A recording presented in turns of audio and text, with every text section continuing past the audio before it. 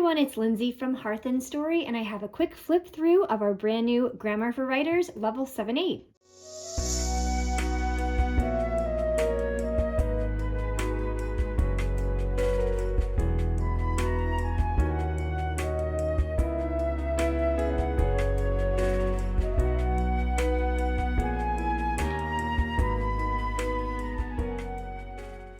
So last but not least, this is the final course component that we released to complete the entire grade level for level 7-8. So that is now available on our website.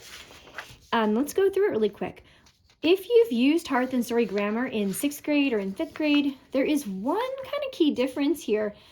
We had smaller lessons in the earlier grades, and you might do it maybe 3 times a week or so, and they're really quite short.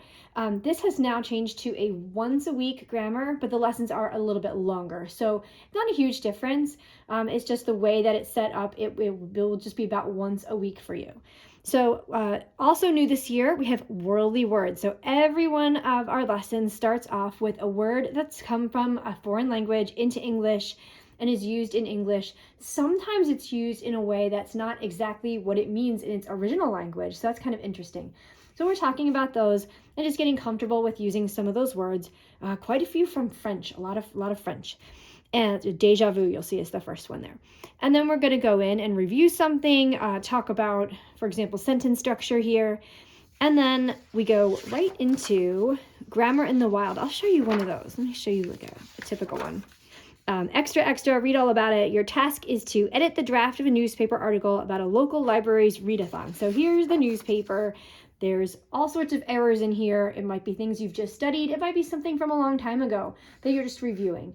So you're going to go in and use your editing marks to mark it all up. And then there's an answer key in the back to see if you caught them all. You may not catch them all, or you might catch something else or want to change something else that we thought was okay. So they're not, with these, they're not 100% right or wrong. I mean, some things are clearly incorrect, like there could be, right here, you see they've not indented this paragraph. Obviously, that's wrong. And here they've left out a period at the end of the sentence. Of course, that's incorrect. You want to try those. But there could be also times where maybe you think something is wordy and you would have taken out a phrase, or something was a little bit redundant, something like that. So these are not, 100% right or wrong answers. There could be a little wiggle room here. And so every week they have one of these. So we've got a newspaper article. Here they're doing a company email that's written completely in the passive voice. This one makes me laugh a little bit. Kind of reminds me of the movie Office Space.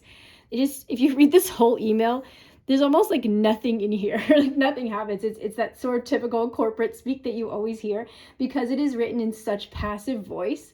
Here you're helping a friend who's writing a short story. So they've got the beginning of their short story, but it's got some errors in it, and you're trying to help them.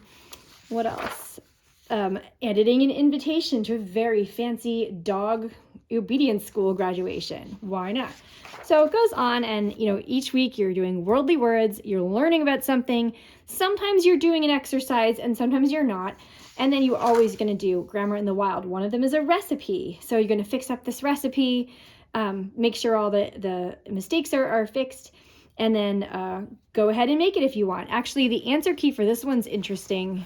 I wanted to make sure that people who want to make that recipe actually have a nice clean copy of it that's not covered in editing marks, because that's kind of weird to put in your cookbook. So I did actually give you the entire correct recipe at the end. Here's the rest of our answer key.